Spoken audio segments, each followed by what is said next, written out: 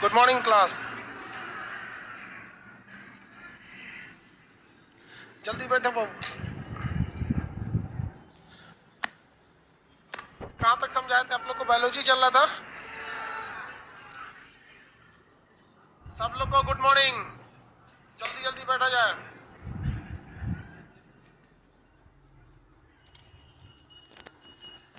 Biology में हम कुछ हद तक समझाए थे, शायद इंडोप्लाज्मिक रेटिकुलम ये सब के बारे में, कोशिका बता रहे थे। हाँ,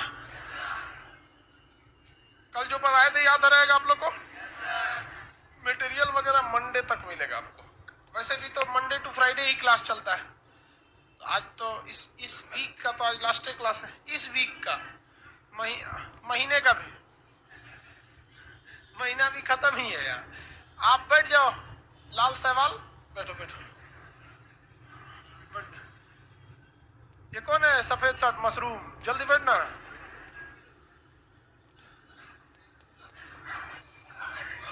बैठ जाओ बैठ जाओ। ट्विटर का ट्रेंड हुआ, अब इसके आगे देखा जाए अब क्या होता है। अब डिलीट तो हुआ, तो ट्वीट डिलीट किया गया, बहुत जबरदस्त ट्वीट डिलीट किया गया, लेकिन कम से कम इतना तो है कि आप लोग का शक्ति प्रदर्शन तो हो गया। और ये अब बहुत जल्दी हम लोग बहुत जल्दी हम लोग दिल्ली जाने वाले हैं, और हर स्टेट से कुछ कुछ टीचर्स लोग इस पे बहुत बेहतरीन ढंग से प्लानिंग अब होने वाला है, क्योंकि इस तरह से आराम से छोड़ देंगे लोग ना तो काम नहीं करेगा सब। चलिए आते हैं अपने टॉपिक पर। लाइव वाले सब लोग जुड़ गए लोग। देखिए बायोलॉजी वगैरह के बारे में कुछ बताए थे, क्वेश्चन पूछेंगे तो बता देंगे आप लोग। बायोलॉजी के बाबूजी किसे कहा जाता है? कोशिका झिल्ली किस में पाई जाती है? पादप में या जानवरों में? दोनों में पाया जाता है। जानवर में बोलता है ये दाढ़ी वाला, बोला ना।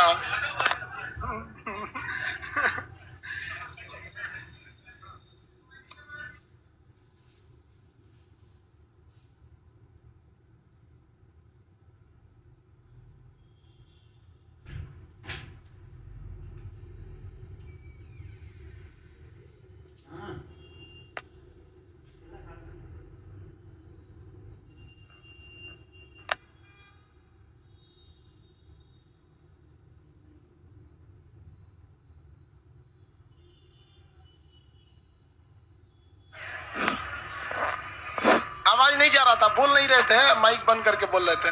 बमनी लोग को बैठने दो। बॉय लोग, लड़की लोग उसी पे एडजस्ट करेगी। बॉय जो बैठ गया वो नहीं उठेगा। और इधर गज को, कौन है इधर? कोरोना, उधर गज को जल्दी।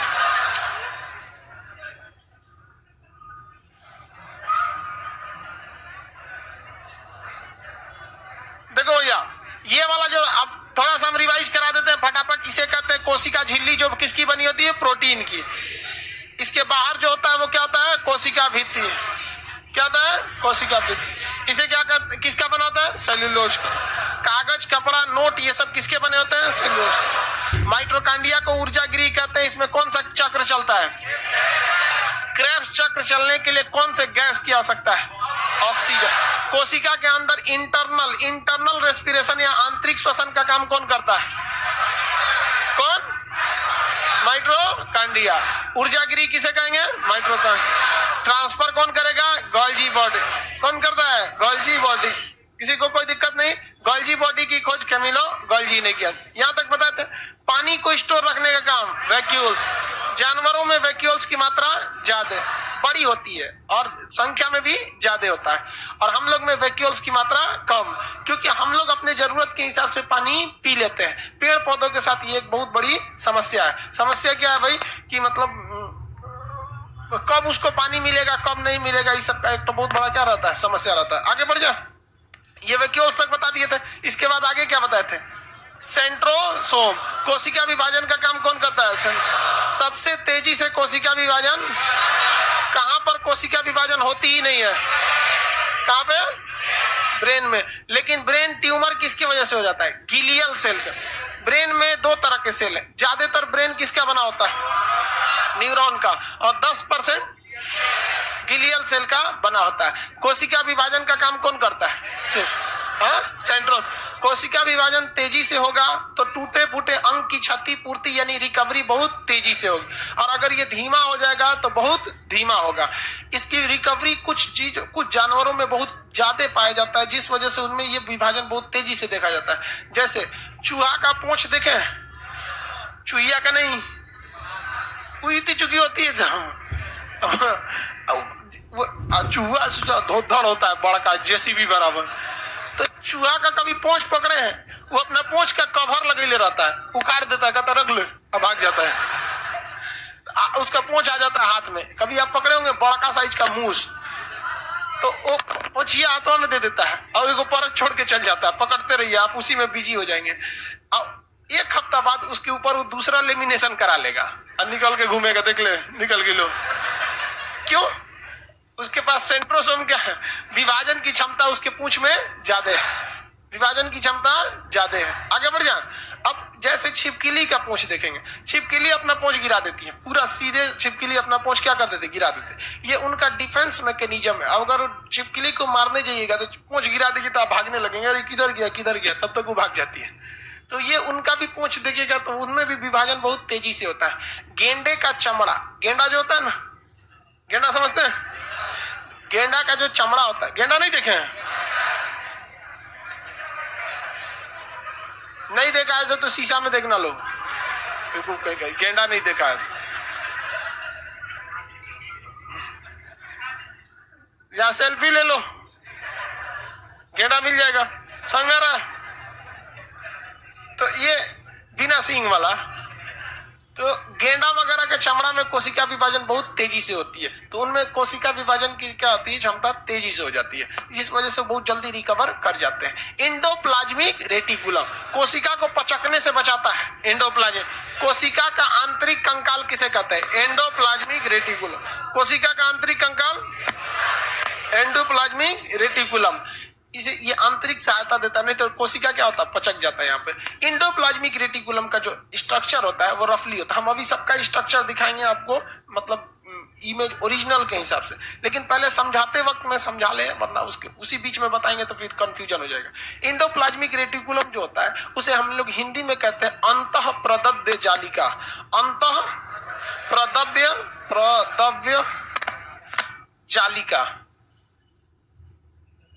अंतः प्रदव्य जालिका, एंडोप्लाज्मिक रेटिकुलम, ये 2 टाइप का होता है। कितने टाइप का? 2 टाइप। एक ही होता है, लेकिन इसका एक पार्ट जो होता है ना बड़ा स्मूथ होता है। क्या होता है? स्मूथ। स्मूथ मतलब समझते हैं चिकन, और एक साइड जो होता है ना वो रफ होता है। क्या होता है? रफ। तो 2 टाइप के एंडोप्लाज्मिक रेटिकुलम का 2 हिस्सा होता है। एक हिस्सा काफी स्मूथ होता है, दूसरा हिस्सा काफी रफ होता है। रफ होने के लिए इस पर किसी न किसी खुरदुरे चीज का होना जरूरी है। कोई भी चीज क्या होना चाहिए? खुरदुरा उस पर लगा होना चाहिए। तो इसके ऊपर कुछ खुरदुरे चीज रहते हैं सर, जिस वजह से ये क्या हो जाता है? रफ हो जाता है। क्या हो जाता है? रफ। खुरदुरा हो जाता है यानी रफ हो जाते हैं सब। तो एंडोप्लाज्मिक रेटिकुलम 2 टाइप का हो गया। चिकना होता है ना, ये फैट का निर्माण करता है। फैट मतलब वसा, फैट मतलब वसा। जो चिकना होगा वो किसका निर्माण करेगा? फैट। फैट मतलब क्या होता है? वसा। देहात में वसा को कहा जाता है चर्बी। क्या कहते हैं? चर्बी। कहते हैं ना देर चर्बी चढ़ गया है तुरा, चर्बी डगरा देंगे हम यहाँ। चर्बी, उसी को क्या कहते हैं? चर्बी। तो चर्बी का निर्माण कौन करता है? चर्बी का निर्माण स्मूथ एंडोप्लाज्मिक रेटिकुलम। चर्बी का निर्माण क्या होता है? Smooth endoplasmic reticulum. किसी को कोई दिक्कत नहीं है? चर्बी यानी फैट होता है। फैट हमारे शरीर में रहना जरूरी है, तो यहीं पे निर्माण होता है। अब जो रफ वाला हिस्सा है, ये रफ वाला, ये प्रोटीन का निर्माण करेगा। किसका निर्माण करेगा? प्रोटीन का। प्रोटीन का निर्माण क्यों कर देता है? ये रफ वाला हिस्सा प्रोटीन का निर्माण करता ही नहीं है। एक्चुअली इस रफ वाले हिस्सा के ऊपर छोटे छोटे क्या पाए जाते हैं? डॉट पाए जाते हैं। इन डॉट्स को हम लोग राइबोसोम कहते हैं। क्या कहेंगे? राइबोसोम। इन डॉट को राइबोसोम के नाम से जानते हैं। इन डॉट्स को क्या कहेंगे? राइबोसोम। किसी को कोई दिक्कत नहीं है? तो एंडोप्लाज्मिक रेटिकुलम जो हो गया, इसके कितने भाग होते हैं? 2। कितने भाग? 2। एक हो गया स्मूथ, दूसरा हो गया रफ। स्मूथ वाला क्या बनाएगा? वसा, फैट या चर्बी। और रफ वाला क्या? रफ वाला प्रोटीन बनाता है, या रफ साइड में जो राइबोसोम है वो बनाता है? राइबोसोम वो बनाता है। या देखिए एग्जाम में कभी कभी भूल जाएगा, तो देखिए इस जो वसा होता है ना, चर्बी, वो बहुत चिकना होता है, स्मूथ होता है। तेल देखे हैं? वसा होता है। डालडा अरे जो घी होता है उसको वो क्या होता है, वसा होता है, तो वो सब चिपचिपा होता है, सब एकदम स्मूथ होते हैं, सब स्मूथ एंडोप्लाज्मिक रेटिकुलम। आगे बढ़ जाए, अब बात करते हैं किस पर, राइबोसोम पर। किस में, राइबोसोम। तो यहाँ दूसरा बना देते हैं राइबोसोम के लिए। राइबोसोम क्या करती है भैया, प्रोटीन का निर्माण करती है। प्रोटीन निर्माण का काम कौन करता है, राइबोसोम। प्रोटीन निर्माण का काम राइबोसोम कर देता है। किसी को कोई दिक्कत नहीं है ना। ये राइबोसोम कहाँ पाया जाता है, रफ एंडोप्लाज्मिक रेटिकुलम के पास। रफ एंडोप्लाज्मिक रेटिकुलम के पास प्रोटीन निर्माण के लिए जिम्मेदार कौन है, राइबोसोम। इसलिए राइबोसोम को क्या कहते हैं, प्रोटीन फैक्ट्री। राइबोसोम को क्या कहेंगे, प्रोटीन फैक्ट्री कहते हैं। ये प्रोटीन का क्या करेगा, निर्माण करता है। प्रोटीन फैक्ट्री क्या कहते हैं। देखिए भैया, प्रोटीन का निर्माण होना एक एनाबोलिज्म की क्रिया है। दो तरह की क्रिया होती है, एनाबोलिज्म और कैटाबोलिज्म। देखिए, जब किसी छोटे छोटे चीज को आपस में मिला देते हैं तो उसे एनाबोलिज्म कहते हैं, और किसी चीज को तोड़ देते हैं तो उसे कैटाबोलिज्म कहते हैं। क्या कहते हैं, कैटाबोलिज्म कहते हैं। तो ये किस चीज का निर्माण करेगा भैया, प्रोटीन का। प्रोटीन का निर्माण जो होता है वो 20 अलग अलग एमिनो एसिड से मिलकर बनता है। 20, देखिए 10 + 10 करेंगे तो 20 एमिनो एसिड से बनता है। तो प्रोटीन एक प्रकार का क्या है, एसिड है। प्रोटीन एक प्रकार का एसिड है। कितने एमिनो एसिड से बना है, 20। जब 20 एमिनो एसिड को मिलाते हैं तो क्या बनता है, एक प्रोटीन बनता है। क्या बनेगा, एक प्रोटीन। इसका एक अलग चैप्टर ही होता है जिसमें आपको प्रोटीन, फैट, वसा, विटामिन, मिनरल को पढ़ना होता है। ये बॉटनी का लास्ट में रहता है, वहां पे समझ में गया। तो ये हो गया आपका प्रोटीन का निर्माण। तो कितने अलग अलग एमिनो एसिड से मिलकर बनता है, 20 अलग अलग एमिनो एसिड से मिलकर बनता है। आप में से कितने लोग बता सकते हैं कि ग्लूकोज का निर्माण कितने एटीपी से होता है, हाँ 36। कौन बोल रहा है, उसी का सही है। कौन बोल रहा था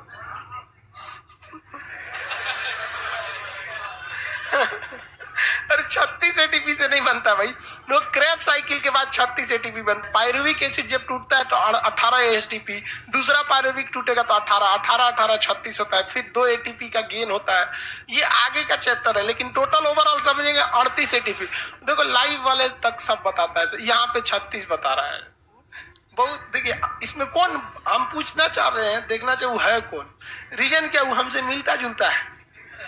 एग्जाम में जब हम मैट्रिक का एग्जाम दे रहे थे ना, तो एक क्वेश्चन आया था कि एक ग्लूकोज के निर्माण में कितने एटीपी का योगदान होता है। हम खुद 36 मार के आए थे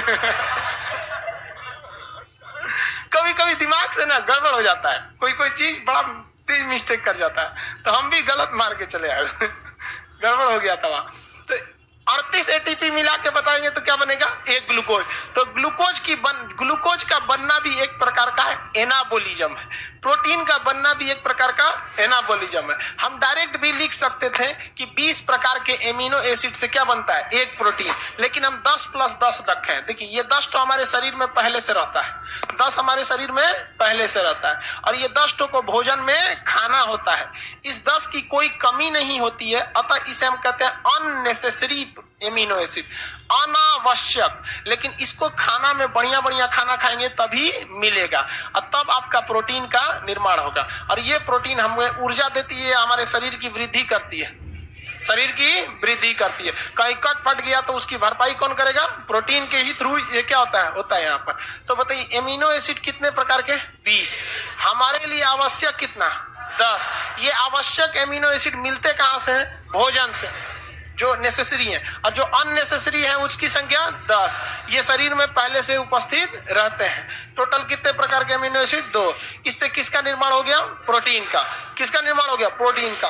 प्रोटीन का मेन काम, जिस तरह ग्लूकोज का मेन काम क्या है भैया, ऊर्जा देना। हमें ऊर्जा कौन देता है, ग्लूकोज। हमें ऊर्जा कहां से मिलती है, ग्लूकोज। हम जो आपको पढ़ा रहे हैं, हमें ऊर्जा कहां से मिली है, ग्लूकोज को रात में खाए हैं, सो गए थे, रात भर उसमें क्या बना होगा, पाचन हो के क्या बन गया, ग्लूकोज। अभी उठ के पढ़ा रहे हैं आपको, समझ में गया। तो ये हमारे शरीर में ग्लूकोज ऊर्जा देता है। लेकिन प्रोटीन का 2 काम होता है, प्रोटीन का 2 काम, 3 काम। कितना काम, 3, 2 को नहीं। देखिए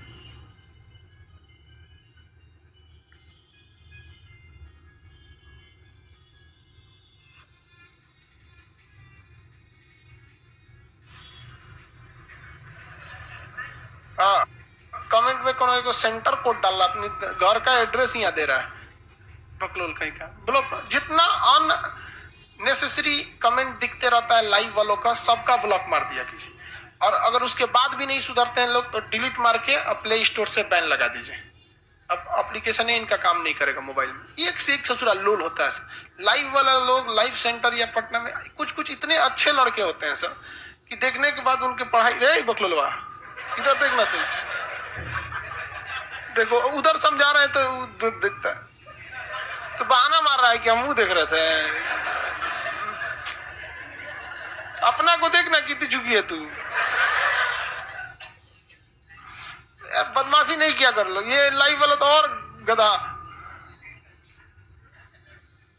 आगे बढ़े, चलो भाई देखो अमीनो एसिड वगैरह बता। प्रोटीन के 3 काम देखो। पहला, ये हमारे शरीर की क्या करता है, वृद्धि करता है। क्या करेगा, वृद्धि करेगा, वृद्धि ठीक लिखा है।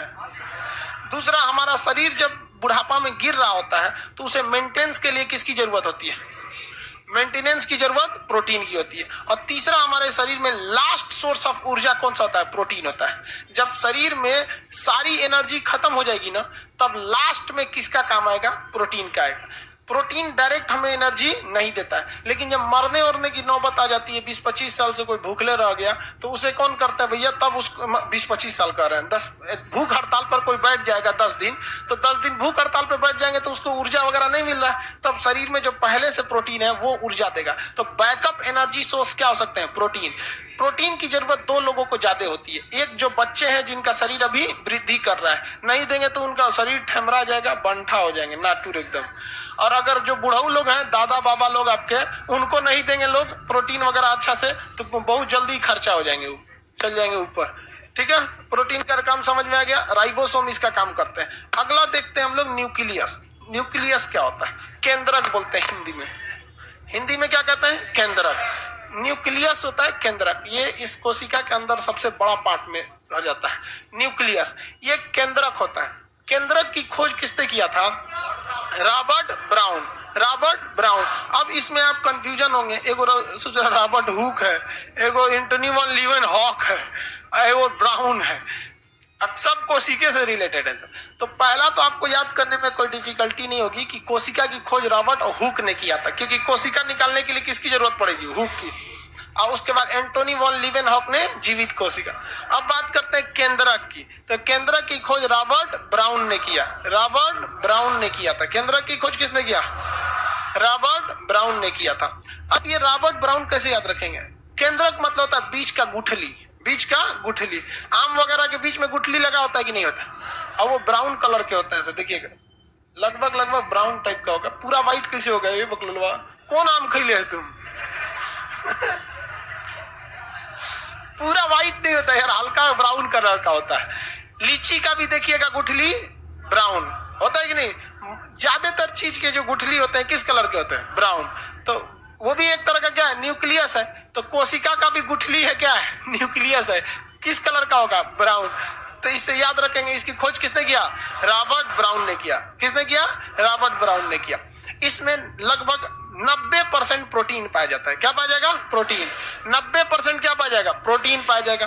और 10% में क्या पाया जाएगा, डीएनए वगैरह। 10% में डीएनए वगैरह। ये एक अलग से ही चैप्टर बन जाता है, न्यूक्लिक एसिड, जिसमें आपको डीएनए, आरएनए और ATGC, adenine, thymine, guanine, cytosine, ये सब के बारे में पढ़ना है। तो सोचिए इतना बड़ा टॉपिक है ना कि इसको इसमें से निकाल के एक अलग चैप्टर से पढ़ना होता है, जिसे हम लोग न्यूक्लिक एसिड के नाम से जानते हैं। तो ये हमारा केंद्रक है। ये मेनली इसमें क्रोमोजोम या डीएनए होता है। अब ये जो होता है, ये इसके अंदर मेनली प्रोटीन 90%, 10% डीएनए पाया जाता है। इसी का काम है कि सबको मॉनिटर करते रहे। मॉनिटर करने का सेंस है गाइड करते रहे कि तुम्हें कौन सा काम करना है, कौन सा काम नहीं करना है। जैसे माइटोकॉन्ड्रिया का मेन काम क्या है भैया, ऊर्जा देना। माइटोकॉन्ड्रिया का मेन काम ऊर्जा देना। माइटोकॉन्ड्रिया का मेन काम ऊर्जा। इसे कौन कंट्रोल कर रहा है कि भैया तुम ऊर्जा बनाओ, कौन कर रहा है, न्यूक्लियस। गोल्जी बॉडी का काम परिवहन करना, कंट्रोल कौन कर रहा है, न्यूक्लियस।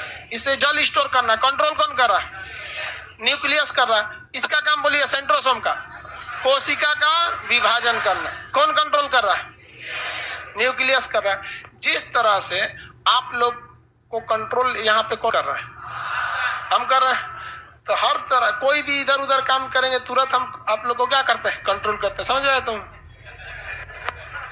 तो इधर न्यूक्लियस के पास बैठ के तुम बकलो, कितना ढीठ है ये। तो अब आगे देखिए, तो कंट्रोलिंग का काम, ईआर मतलब क्या हो गया, एंडोप्लाज्मिक रेटिकुलम। एंडोप्लाज्मिक रेटिकुलम, इसका दो काम है, प्रोटीन का निर्माण इसके रफ साइड में होगा राइबोसोम की मदद से, और वसा का निर्माण स्मूथ साइड में। लेकिन एक न्यूक्लियस की खराबी है, न्यूक्लियस कंट्रोल कर सकता है, बस पनिश नहीं कर सकता है। ये सबसे बड़ी खराबी होती है। जब आप किसी चीज को कंट्रोलिंग पावर देते हैं लेकिन पनिश पावर नहीं देते हैं तो बहुत ज्यादा दिक्कत हो जाता है, वो चीज अच्छा से काम नहीं कर पाती है। जिस तरह हमारे देश में पुलिस डिपार्टमेंट है, जरूरी भी है ये लिखिए, ठीक किया है, पुलिस डिपार्टमेंट को कंट्रोलिंग पावर है लेकिन पनिश करने का पावर नहीं है। पुलिस आपको गिरफ्तार कर सकती है, मर्डर कर दीजिएगा तो जानती है कि सब है, मर्डर है, ये है, तो पुलिस को क्या जिम्मेदारी, वो भी कहेगा तुम मर्डर किया ही है, जज साहब भी फांसी देंगे ही, ये दरोगा जी मार दीजिए आप ही, काहे लिए नहीं, उसको कहां ले जाना पड़ेगा, जुडिशरी में ले जाना पड़ेगा। उसी तरह से कंट्रोलिंग करने का काम कौन करता है, न्यूक्लियस। और काम अगर अच्छा से नहीं करेंगे ना तो यहाँ एक जुडिशियल मजिस्ट्रेट बैठा हुआ है फांसी की सजा देने के लिए, लाइसोसोम। क्या नाम है, लाइसोसोम। ये पूरी कोशिका के अंदर सबसे अजीब बुद्धि का है ये। इसके अंदर भरा होता है हाइड्रोलाइटिक एंजाइम। कौन सा एंजाइम, हाइड्रोलाइटिक एंजाइम। इसके अंदर कौन सा एंजाइम है, हाइड्रोलाइटिक एंजाइम। एंजाइम का नाम हाइड्रोलाइटिक एंजाइम, हिंदी में कहते हैं जल अपघटक एंजाइम। क्या कहेंगे, जल अपघटक एंजाइम।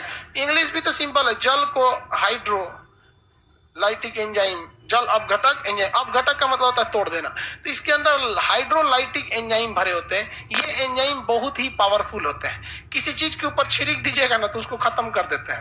तो ये गोल संरचना होती है थैले के समान जिसके अंदर हाइड्रोलाइटिक एंजाइम भरा होता है। ये एंजाइम अगर किसी कोशिका के अंग पर, कोशिका पर नहीं, कोशिका के किसी भी अंग पर अगर उस पर छिड़क दिया जाएगा तो अंग क्या हो जाएगा, खत्म हो जाएगा। क्या हो जाएगा, खत्म हो जाएगा। तो मान के चलिए माइटोकॉन्ड्रिया, इसका काम है ऊर्जा बनाना, लेकिन ये कह रहा है कि नहीं हम ऊर्जा नहीं बनाएंगे। तो न्यूक्लियस उसको कहेगा ऊर्जा बनाओ, क्या नहीं बना रहा, तो कह रहा अभी तबीयत ठीक ना है, ना बनाएंगे। तो कहेगा ठीक है 2 दिन इंतजार कर ले। लेकिन इसका मन बढ़ जाएगा, अस्कतिया काम ना करना चाहेगा, तो तब क्या करेगा, तब ये किसको बोलेगा, लाइसोसोम के, कि बहुते मन बढ़ गया इसका, तो उसको बुलाएगा इधर, इधर नहीं आएगा तो लाइसोसोम सट जाएगा जाके इधर, सटा के तनिसा, और अंदर से क्या मार देगा, लाइसोसोम के अंदर क्या है, जल अपघटक एंजाइम, छिड़क देगा उसके ऊपर, जो क्या कर देगा, इसे छिड़क देगा, और जहां छिड़केगा ना तो क्या हो जाएगा, खत्म हो जाएगा, पूरी तरह से क्या हो जाएगा, खत्म हो जाएगा। तो इस कोशिका जो है वो माइटोकॉन्ड्रिया विहीन हो जाएगी, अब वहां माइटोकॉन्ड्रिया नहीं रहेगा। अब काम आएगा किसका, सेंट्रोसोम का, कि एक और विभाजन करके नया माइटोकॉन्ड्रिया का निर्माण करे। क्योंकि बताए हैं विभाजन का मतलब होता है उसी जैसे एक छोटे का निर्माण करना जो बड़े होकर उसी का स्थान ले लेगा। तो सेंट्रोसोम, अब न्यूक्लियस किसको कहेगा, सेंट्रोसोम को, कि चचा मर गई लो, बनाओ तुम यहाँ पे, बनाओ यहाँ पे। तो जब भी कोई चीज मरता है, काम नहीं करेगा, तो जुडिशियल मजिस्ट्रेट कौन है, कोशिका, लाइसोसोम, तुरंत उन लोग को क्या कर देता है, टपका देता है। चाहे तो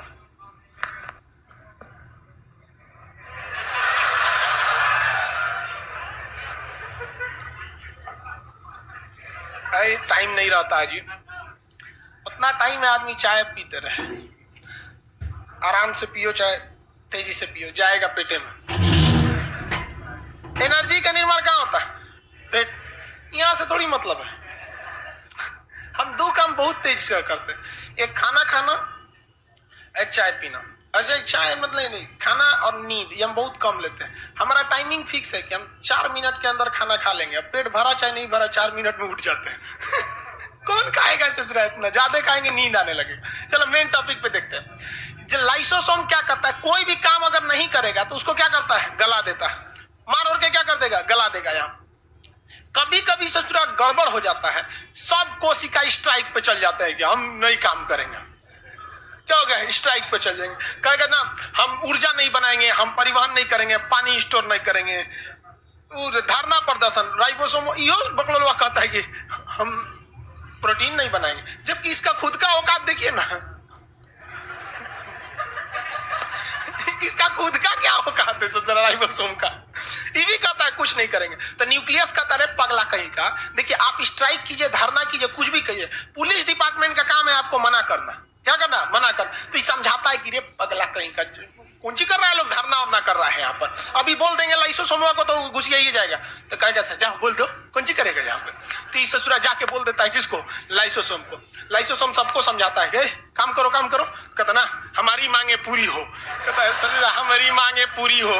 तो लाइसोसोम के अंदर क्या भरा है, जल अपघटक एंजाइम, वो अपने को फाड़ लेता है, ले अब पूरा छिड़का गया अंदर अंदर सब, बेचारा न्यूक्लियस न्यूक्लियस सब मर गया। जा हमारी मांगे पूरी हो, मर गया यहाँ पे। तो कोशिका को पूरी तरह बर्बाद कौन कर देता है, जानबूझ के करता है। तो बर्बादी का कारण ये लोग खुद हैं।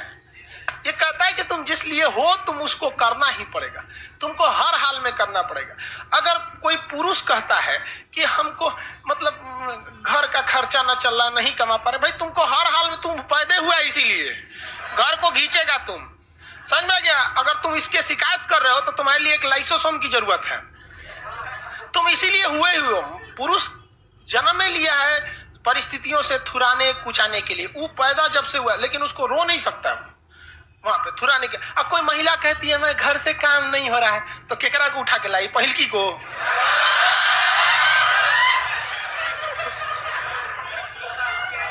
अच्छा हाल, एक महिला अपने नैहर में ग्रुप डी का काम कर देगी और ससुराल में उसको नखरा दी के बहुत थक गए। चलो काम ऐसा काम नहीं, थक गए, अरे तुम्हारा काम है थको चाहे जियो चाहे मरो। अब ट्रेन का इंजन कहे कि हम ससुरा कानपुर से दिल्ली तक ट्रेन को खींच रहे हैं, तू पैदे हुआ है खींचने के लिए, समझ में गया। बाज कहे कि उड़ते उड़ते थक गए, तो मत उड़ो सारे, मर जाओगे गिर के।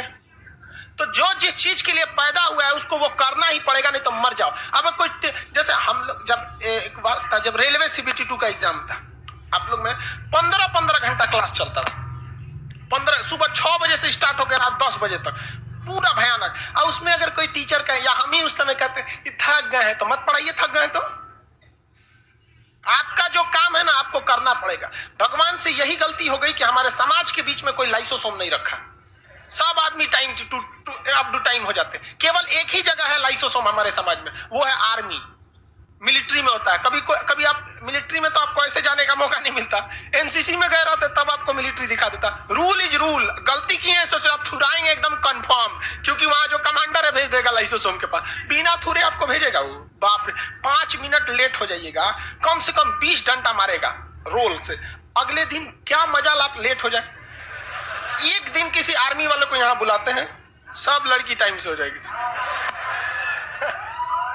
चलिए नहीं, सब गड़बड़ नहीं होती, 2-4 गो है सब तनी मनबड़ है सब। एक तो को हम नीचवा देख रहे थे, वो जानबूझ के लेट हुई, काहे लिए, देखो सीढ़िया पे चढ़ रही है, बतियाते चलिए, अरे सचरी रख दे रे यहाँ 1 घंटा घरे जाके बतियो ना।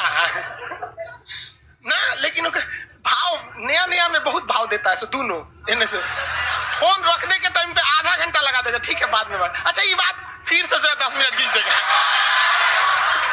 अरे रख यार, लेट हो रहा है। देख रहे तो हम खड़ा थे वहां पे, क्लास से पहले खड़ा थे कि नहीं, हम कह रहे हैं कि हम क्लास में घुस जाएंगे, क्लास स्टार्ट हो जाएगा तो लेट हो जाएगा। हम इंतजार कर रहे हैं ससुरी चढ़ना रे जल्दी तुम क्लास में ना। हमारे पास जल अपघटक इंजन रहता, गिरा देते जो लाइव वाला समझ रहा है। तो तुम ही लोग ठीक है, लाइव वाला पटना में एक से एक रंगीला दुनिया है यहाँ पे। किसी को दिक्कत, लाइसोसोम को क्या कहा जाता है, आत्महत्या की थैली। लाइसोसोम को आत्महत्या, इसे एटम बम कहा जाता है कि मारेगा पूरी तरह से, कोशिका बर्बाद हो जाए। इसकी बहुत ज्यादा जरूरत भी है। देखिए अगर मान के चलिए सेंट्रोसोम वैक्यूल्स या कोई काम नहीं करेगा, अगर ये काम नहीं करेगा तो ये वहीं पे पड़ा रहेगा, इसकी लाश बन जाएगी, सड़ेगा, फिर वहां पे घाव बन जाएगा। हो सके कि तो बहुत ज्यादा कोशिकाएं सड़ने लगे तो घाव बन जाएगा। और इंटरनल कोशिकाएं, अगर चमड़ा के पास की कोशिका घायल हुई है तो घाव बनेगा, ऑपरेशन करके निकाल सकते हैं। देहात में तो फोड़ा अपने फोड़ दिया जाता है, नहीं तो क्या, बचपन में तो होता था तो मम्मी पकड़ के कचकचा के फोड़ दी। हमारी मम्मी बहुत खतरनाक इस सब मैटर में, सूती कपड़ा लेके नोच लेती चिल्लाते रहो। बहुत बचपन में फोड़ा ओड़ा होता था। तो बाहर होगा तब तो ठीक है, लेकिन इंटरनल पार्ट मांस के अंदर हो गया और कोई छोटी सी कोशिका सड़ गई जड़ गई तो वो अंदर अंदर घाव बनेगा, हो सके तो आगे जाके कैंसर का रूप ले ले या बड़ी बीमारी का रूप ले ले। तो इसको जला के हटा के खत्म करने का काम कौन करता है? लाइसो। तो कोशिका के अंदर सफाई का काम कौन करता है? लाइसोसोम। अगर ये नहीं रहेगा तो बहुत ज्यादा दिक्कत हो जाएगा। तो मरी हुई कोशिका को साफ कौन कर देता है?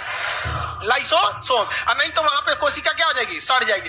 कभी कभी क्या होता है कि आदमी बड़े बढ़िया से पूछा जाता है, कोई आपको 2 लाठी मार दिया हुमच के, चाहे एक फट मुंह पे मार दिया, आंखिए पे मार दिया, इसे जहां तहां मार दिया, एकदम हड़ाहे मारा है। हड़ाहे मतलब समझते हैं? सो एक्सट्रीमली एकदम धो दिया है हुमच के। अब हुमच के मार दिया है अब यहीं पे, तो पता चला अगल बगल का ना ये राइबोसोम वगैरह तो मरबे किया, ससुरा लाइसोसोम को भी चोट लग गया, ये भी फटने से पहले मर गया। ले अब भाई यहाँ पे तो सारी कोशिकाएं मर चुकी हैं, पिटाने के बाद यहाँ पे ऐसे मर चुकी हैं। इस मरी हुई कोशिकाओं की सफाई की जिम्मेदारी किसकी थी? लाइसो। अब बेचारा लाइसोसोम भी क्या हो गया है? कुचा गया है। जैसे मान के चलिए कहीं बम ब्लास्ट हुआ तो पुलिस का काम है जज साहब को देना, पता चला कोटे में बम ब्लास्ट हो गया, जजेस साहब उड़ गए। समझ आ गया कि नहीं आ गया? तो बस ऐसे ही कभी यहाँ मार दिए तो लाइसोसोम भी मर गया। अब वहां सफाई कौन करेगा? कोई नहीं। तो वहीं की कोशिकाएं मरी हुई पड़ी रही तो काला हो गया रहेगा, पूरी दुनिया देखेगा के मर लो बाबू। समझ में आ गया? तो अगल बगल की कोशिकाएं देखती रहती है तो वहां पे क्या हो जाता है? मर जाता है। समझ में आ गया कि नहीं? जो काला लड़का है सब खुश हो रहा है सर कि हमरे में तो पता ही नहीं चलेगा कि पिटा है। नहीं समझा? बहुत खुश हो रहा है, वाह हमरे में क्या दिक्कत है, हम तो अपने ब्लैक डायमंड है। अब क्या होता है, जैसे देखिए आपके पड़ोस में हर घर की जिम्मेदारी होती है कि अपने कमरे अपने अगल बगल की सफाई की जिम्मेदारी रखे। समझ में आ गया कि नहीं गया? वो एरिया का क्या होना चाहिए? सफाई रहना चाहिए। सुबह सुबह उठते हुए लोग क्या काम करते हैं? सफाई वही करते हैं। लेकिन अगर किसी का घर में कोई नहीं है, अगल बगल में कचरा हो जाता है, तो देखेंगे ना उस घर के पास अगर कचरा होगा तो अगल बगल का आदमी भी तनी झाड़ू मार देता है, लेकिन वो उतना अच्छा से नहीं मारेगा, जब उसको फुर्सत मिलेगा तभी मारेगा। तो हमारा शरीर भी यहाँ कुछ आया है तो यहाँ का लाइसोसोम मर गया है तो अगल बगल की कोशिका झांकेंगे से कि मर गया ये तो तनी ऐसे छिड़क देंगे सर लाइसोसोम, ले तन सा तुम भी ले ले। तो अगल बगल का तनी छिड़कते देखिएगा कलक्का गोलवा घटते जाएगा 10-15 दिन में एकदम अच्छा से टन आ जाएंगे। समझ में कि नहीं गया? तो डॉक्टर कहता गर्म पानी से सेकिए, गर्म पानी से नमक डाल के सेकेंगे ना तो यहाँ कुछ सेंसेशन होने लगता है। क्या होता है? सेंसेशन। तो अगल बगल की कोशिका झांकने आती है, कौन सी है? मेला लगल है क्या यहाँ? कौन सी हुआ है रे यहाँ? तो गर्म पानी से जब सेकते हैं ना सुई लग जाता है तो वहाँ हल्ला हो जाता है कि यहाँ कुछ हो रहा है, चल देखा जाए, चल। तो सबको गॉल्जी बॉडी घुमाने ले आता, चल देख वहाँ कौन सी हो रहा है यहाँ पे। तो देखते हैं लोग तो कहते मर गया है सब, अच्छा चलो तनी लाइसोसोम छिड़क देते हैं। तो जोने बहाने आता है छिड़क उड़ी के चल जाता है। तो लाइसोसोम का कितना महत्वपूर्ण भूमिका आप सब लोग को समझ में आ गया? किसी को कोई दिक्कत नहीं है? कोशिका की आत्महत्या की थैली किसे कहते हैं? किसे कहते हैं? लाइसोसोम। कौन सा एंजाइम भरा होता है? कौन सा एंजाइम? बैठो हाँ नीचे बैठा सब नहीं सुनाएगा सब कूद जाएंगे ऊपर WWF की तरह। जाके बोलिए खान सर टूट दिए हाथ गोड़। हाँ तेजी से बोलिए। हाँ बैठिए। बच्चा जब जन्म लेता है ना तो माँ के पेट में एक इम्यूनिटिक सैक में बंधा रहता है, वो बाहरी वातावरण से बिल्कुल अलग होता है। जब वो धरती पे आता है ना तो उसका शुरुआत का 1 हफ्ता उसका शरीर समझ ही नहीं पाता इसे माँ कहाँ गए, तो उसके पे अजीब टैटू बनने लगते हैं। उसको वो नहीं समझ पाता ये कौन कहाँ चला है यहाँ पे। अब भाई 9 महीने से अपनी माँ के पेट में था और वो इम्यूनिटिक सैक में बंद रहता है, पूरी तरह से लिक्विड में रहता है। अचानक उसको आता है इसलिए वो थोड़ा सा गड़बड़ हो जाता है, उसको बॉडी एडजस्ट नहीं कर पाती है। जैसे मान के चलिए आपको अभी उठा के राजस्थान के जैसलमेर के रेगिस्तान में लेकर चल जाएंगे, आपकी बॉडी पे भी टैटू बनना चालू हो जाएंगे, गर्मी नहीं ना बर्दाश्त कर पाएंगे। या हम लोग को कश्मीर के कोई ठंडा में भेज दे, हम लोग कभी शरीर जल्दी एडजस्ट नहीं कर पाएंगे, लेकिन धीरे धीरे क्या हो जाता है? हैबिचुएट होता है। ये न्यू बॉर्न बेबी का चैप्टर रिप्रोडक्शन में, कोशिका में नहीं है, वहां पे जो भी पूछना बोलिए। हाँ वो भी इसी सब के बाद देखिए गिल्टी हो गया, इंजेक्शन लगा दिए टाइट हो जाता है कभी कभी, ये सब चीज, ये सब मतलब समझिए कि कोशिका है वहां पे अब काम अच्छा से नहीं कर रही है। वहां जरूरत किसकी है? लाइसोसोम। लेकिन कहीं कहीं अब लाइसोसोम बेहतरीन ढंग से काम नहीं कर पाता तो गिल्टी उल्टी हो जाता है, ऑपरेशन करके भी क्या करना पड़ता है, निकालना पड़ता है। इसकी एक और समस्या देखिए, अगर मान के चलिए हम दौड़ रहे हैं तो आपस में लड़ने लगेंगे सब। अब भाई एगो बैग में आप गिलास, थरिया, लोटा, कलम, कॉपी रख के दौड़ेंगे तो ठन ठन ठन ठन बजेगा कि नहीं बजेगा? ये भी बजने लगेगा ठन ठन ठन। हम ऐसे दौड़ेंगे तो सब कोशिका आपस में लड़ने लगेंगे। आपस में लड़े तब तक ठीक है, कहीं से सुना इसको गुस्सा आ गया तब क्या करेगा ये?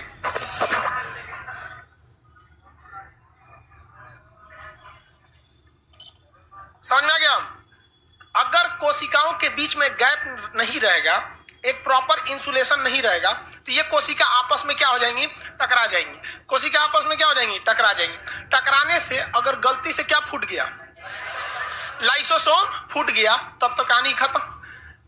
तो मान के चलिए हम दौड़ रहे हैं या कोई आप लोग सीढ़ी से उतर रहे हैं और सब कोशिका टकरा गई, पता चला हर जगह का लाइसोसोम फूट गया, तो कोशिका के साथ साथ आप मर जाएंगे। मर जाएंगे कि नहीं मर जाएंगे? इसीलिए भगवान इतना होशियार था कि इसके बीचवा बीचवा में पानी भर दिया। क्या भर दिया? पानी। बहुत ही होशियार था भगवान। किस यूनिवर्सिटी से पढ़ा था किसी को नहीं बताया, किसी शास्त्र में लिखा है भगवान कहां पढ़ा था, बताइए नहीं किया। कह रहा है पढ़वे नहीं किया होगा, तो ये कौन बनाया है? देखिए भाई, पीडीएफ चिल्ला रहा मंडे को लाइव वाले, तो ये देखिए इसके बीच में क्या भर दिया, लिक्विड भर दिया। और ये बहुत ही गाढ़ा लिक्विड भर दिया। क्या कर दिया? बहुत गाढ़ा लिक्विड भर। जैसे आप एक बाल्टी में चम्मच रख दीजिए, कटोरा रख दीजिए, गिलास रख दीजिए, कलछुल वगैरह रख दीजिए और उसके बाद दौड़िए, ढन ढन ढन, बाल्टी बजेगा कि नहीं बजेगा? बजेगा। लेकिन उसी बाल्टी को फिर हम शहद से भर दे तो अंदर जितना थरिया लोटा है ये सब आवाज करेगा? नहीं करेगा, वो तो गाढ़ा है, वो हिलडुल भी नहीं करेगा। तो भगवान भी इसमें क्या भर दिया, पानी टाइप का भर दिया। इधर से भर देते हैं कुछ, हाँ इसमें भर देते हैं इसे। इसमें क्या भर दिया? पानी भर दिया। क्या भर दिया? पानी भर दिया। और ये पानी इसको क्या कर दिया, बहुत गाढ़ा द्रव भर दिया। ये गाढ़ा द्रव जो था इसे हम लोग कहा गया कोशिका द्रव। क्या कहा गया? कोशिका द्रव। क्या कहा गया? कोशिका द्रव कोशिका के अंदर आपस में घमासान न हो जाए इसके लिए क्या बना के रखता है? गैप बना के रखता है। और कोशिका सूख कर खराब न हो जाए इसलिए भी वो बना के रखता है। जैसे अचार जब भरा जाता है देहात में तो देखिएगा अचार को सूखे नहीं रखा जाता है, वरना वो क्या हो जाएगा, खराब हो जाएगा। उसमें खूब बढ़िया से तेल रख के बंद दिए, मिर्तबान में बंद कर दिए। पहले अचार वगैरह घरे भरा जाता था, जाता होता से, पहले आदमी खाली रहता था, हर चीज रेडीमेड आ गया, मंगा ली। तो इसके अंदर जो द्रव भरा हुआ है इसे क्या कहते हैं? कोशिका द्रव, साइटोप्लाज्म। क्या कहेंगे? साइटोप्लाज्म। साइटो मतलब क्या होता है? कोशिका, और प्लाज्म मतलब द्रव। तो साइटोप्लाज्म कोशिका के अंदर भरे गए द्रव का नाम क्या है? ये कोशिका को सूखने नहीं देता है तथा आंतरिक अंगों को टकराने भी नहीं देता है। तो ये कोशिका द्रव था। अब बाद में दिक्कत ये हुआ, वैज्ञानिकों ने देखा तो पाया कि ससुरा न्यूक्लियस के अंदर क्रोमोजोम है, न्यूक्लियस के अंदर डीएनए है, आरएनए है, न्यूक्लियोटाइड है, इसके अंदर भी बहुत ज्यादा सामान है, ये भी ससुरा टकरा के टूट जाएगा। तो देखा गया कि भगवान बहुत होशियार है, एकरों के अंदर एगो लिक्विड भर ले है, उसका नाम दिया गया केंद्रिका द्रव। क्या दिया गया? केंद्रिका। न्यूक्लियोप्लाज्म क्या हो गया? न्यूक्लियोप्लाज्म। और जो कोशिका में भरा हुआ है कोशिका द्रव्य, तो ये कौन सा द्रव्य है? कोशिका द्रव्य। और ये कौन सा है? केंद्रिका द्रव्य। कौन सा द्रव्य? केंद्रिका द्रव्य। और ये पूरा कोशिका द्रव्य। कोशिका द्रव्य तो केंद्रक को सूखने से बचाता है, केंद्रिका द्रव्य, इंग्लिश में न्यूक्लियोप्लाज्म। कोशिका को सूखने से बचाता है, कोशिका द्रव्य। कौन बचाता है? कोशिका द्रव्य, द्रव नहीं द्रव्य। तो ये कोशिका द्रव्य, इंग्लिश में क्या कहेंगे? साइटोप्लाज्म। क्या कहेंगे? साइटोप्लाज्म। क्या कहेंगे? साइटोप्लाज्म। न्यूक्लियोप्लाज्म एंड साइटोप्लाज्म, ये दो ऐसे लिक्विड है, नाम से स्पष्ट है। साइटोप्लाज्म मतलब कोशिका के अंदर रहेगा, न्यूक्लियोप्लाज्म मतलब न्यूक्लियस के अंदर रहेगा। न्यूक्लियोप्लाज्म मतलब न्यूक्लियस के अंदर रहेगा। किसी को कोई दिक्कत नहीं है। अब कुछ वैज्ञानिक ना रिसर्च करने लगे, उन्होंने एक काम किया कि किसी कोशिका के अंदर से ना लाइसोसोम को निकाल दिया और देखा कि इस कोशिका पे क्या इफेक्ट पड़ता है। तो देखा कि कोशिका पे बहुत ज्यादा इफेक्ट नहीं पड़ा। जब कोई अंग खराब हो गए थे तो सड़ गई थी, तो अगल बगल की कोशिका अपनी लाइसोसोम से इसको गला के खत्म कर दी। हर अंगों को निकाला, देखा कि ज्यादा इफेक्ट नहीं पड़ रहा है। लेकिन जब न्यूक्लियस को निकाला ना तो देखा कि सब कामें करना छोड़ दिया। इसलिए न्यूक्लियस को कोशिका का कंट्रोलर या ब्रेन कहा गया है। क्या कहा गया? कंट्रोलर या ब्रेन कहा गया। क्या कहा गया? कंट्रोलर या ब्रेन।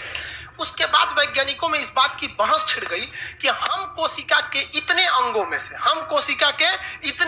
से किस अंग को सबसे महत्वपूर्ण मानेंगे? हाँ, न्यूक्लियस को। क्या जिसके पास ब्रेन नहीं होता है वो जिंदा नहीं रहता है?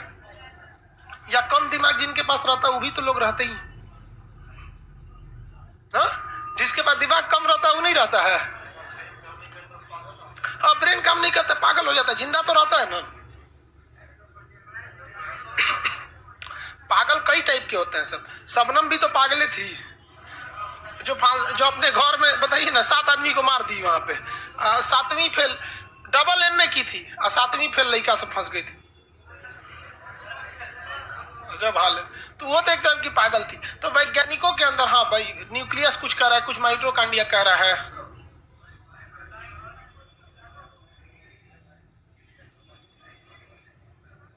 बताइए कुछ दिमाग लगाइए आप।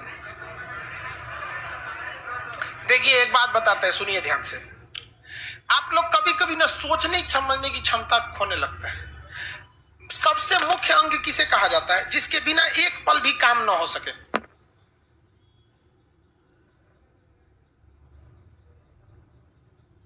माइटोकॉन्ड्रिया नहीं रहेगा कोई दिक्कत नहीं है, बैकअप में प्रोटीन दे सकता है। राइबोसोम में प्रोटीन भी बैकअप में एनर्जी दे देता है, पता है कि नहीं? देखिए बात समझिए, इस क्लासरूम में कई चीजें हैं। कैमरा भी है, अगर कैमरा हटाएंगे तो लाइव क्लास डिस्टर्ब हो जाएगा, लेकिन पटना के क्लास पे कोई फर्क नहीं पड़ेगा। इस क्लासरूम में पंखा भी है, हटाएंगे तो गर्मी लगेगा, लेकिन अगर हम पढ़ाएंगे तो आप भागेंगे नहीं। भले चिल्लाएंगे कि सर गर्मी लग रहा है, लेकिन पढ़बे करिएगा, है कि नहीं? माइक है, माइक हटा देंगे तो ये है कि बहुत कम बच्चों को पढ़ा पाएंगे, लेकिन पढ़ाएंगे तो जरूर। लाइट है, ये बंद कर देंगे तो ओरिजिनल कलर में हम अपने दिखने लगेंगे।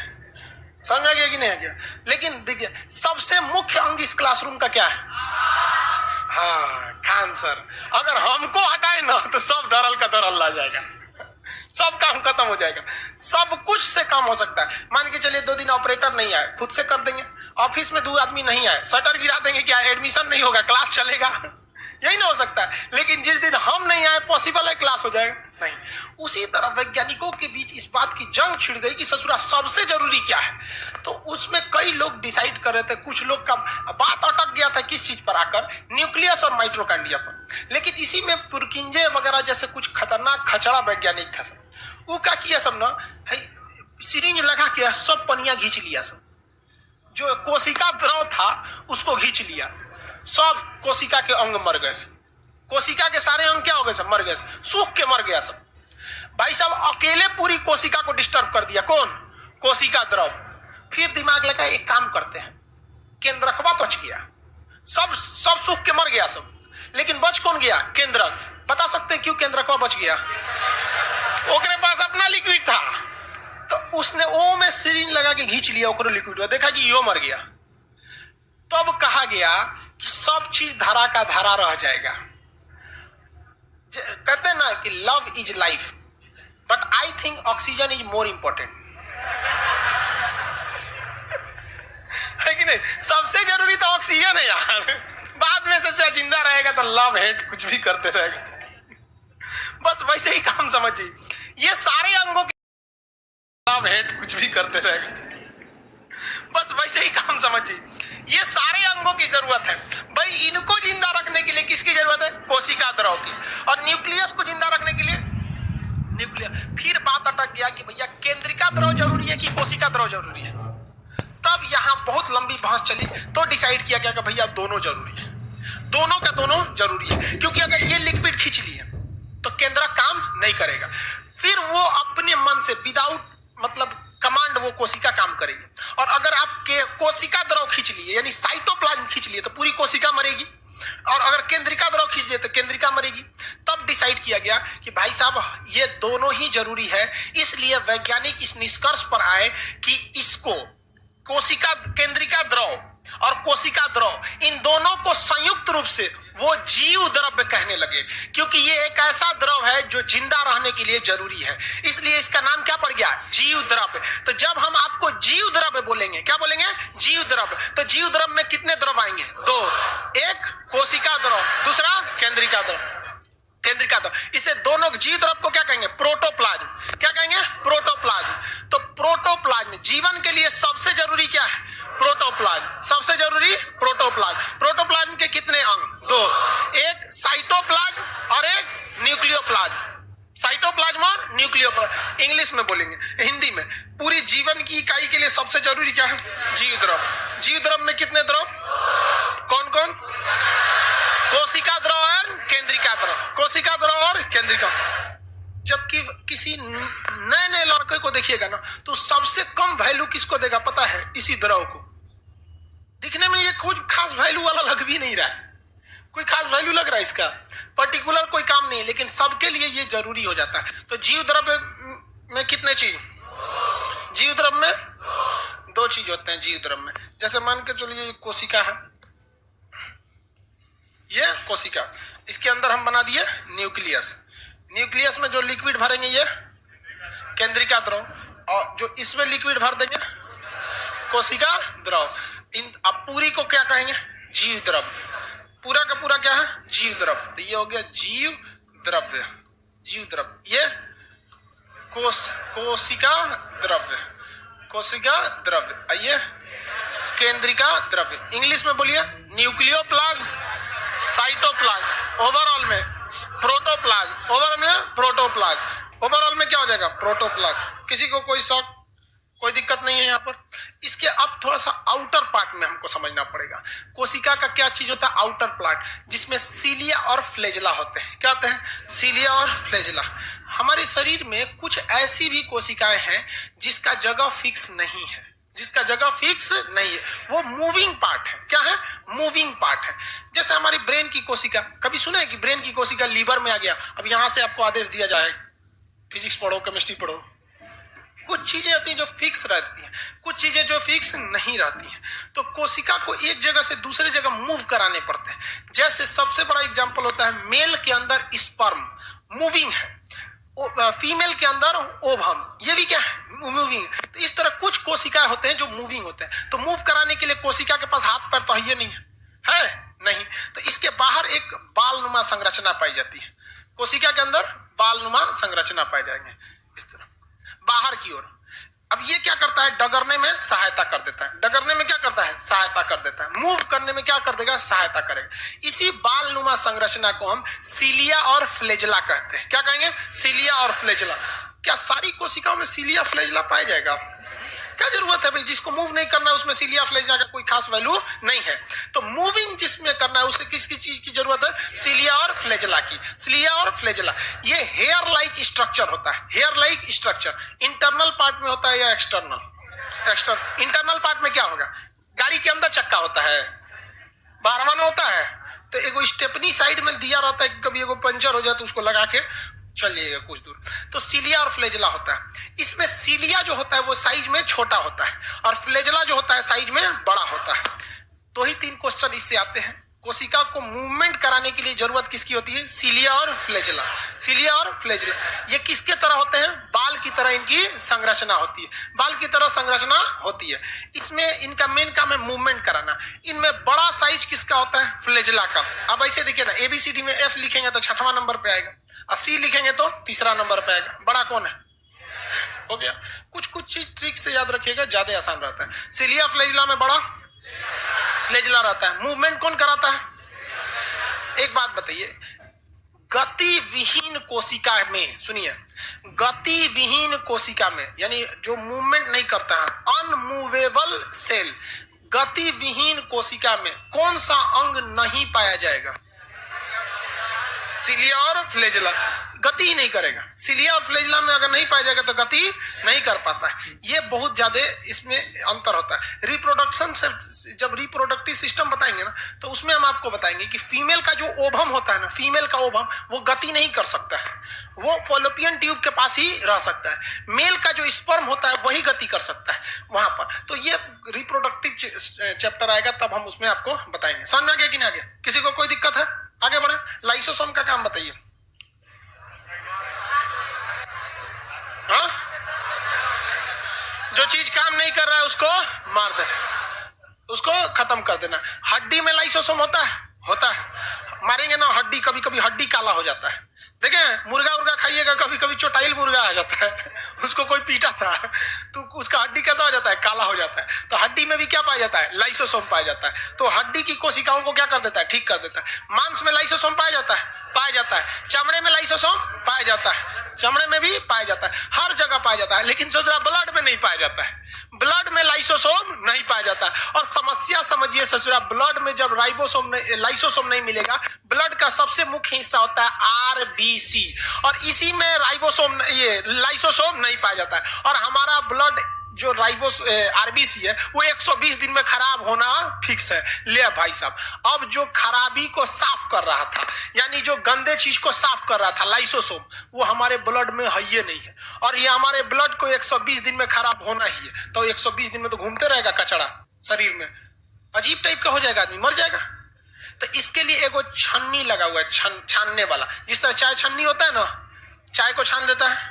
अरे चाय छन्नी नहीं समझता, चलनी आटा चाल लेता है। उसी तरह ब्लड को छानने के लिए नहीं, इधर एगो छन्नी टाइप का लगा है, जिसे कहते हैं एस्पिलीन। क्या कहते हैं? एस्पिलीन। उसको हिंदी मीडियम वाला प्लीहा या तिल्ली कहता है, प्लीहा या तिल्ली कहता है। वो स्पेशली बनाया गया है किसके लिए? ब्लड के लिए। स्पेशली बनाया गया है ब्लड के लिए।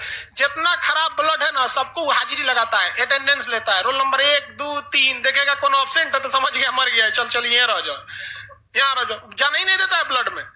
तो ब्लड एस्पिलीन का मेन काम क्या है? मरे हुए आरबीसी को अपने पास रखकर डिस्ट्रॉय कर देना। तो आरबीसी का कब्र किसे कहेंगे? ऐसे आरबीसी का कब्र। अगर आरबीसी के अंदर, ध्यान से समझिए, अगर आरबीसी के अंदर भगवान लाइसोसोम दिया रहता तो क्या भगवान एस्पिलीन देता?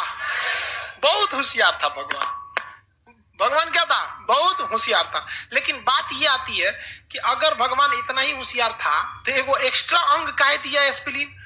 आरबीसी ब्लड के अंदर लाइसोसोम क्यों नहीं दे दिया? देखिए समझिए, लाइसोसोम अगर मारेगा ना तो ब्लड ससुरा मूविंग पार्ट है, ब्लड मूविंग पार्ट है। लाइसोसोम ऐसे छिड़केगा उसके ऊपर तो सब ब्लड चल गया यहाँ आगे, तो जो मरल कोशिका था वो पे छिड़कइबे नहीं किया, और बढ़िया कोशिका था वो पे छिड़का गया। जिस तरह गोली मारना है तो समझो मुसल्लापुर हाथ पे से गोली चलेगा, कौन है रे, धाए धाए, भीड़ में नहीं ना मारेंगे, मारना किसको लग गया किसको।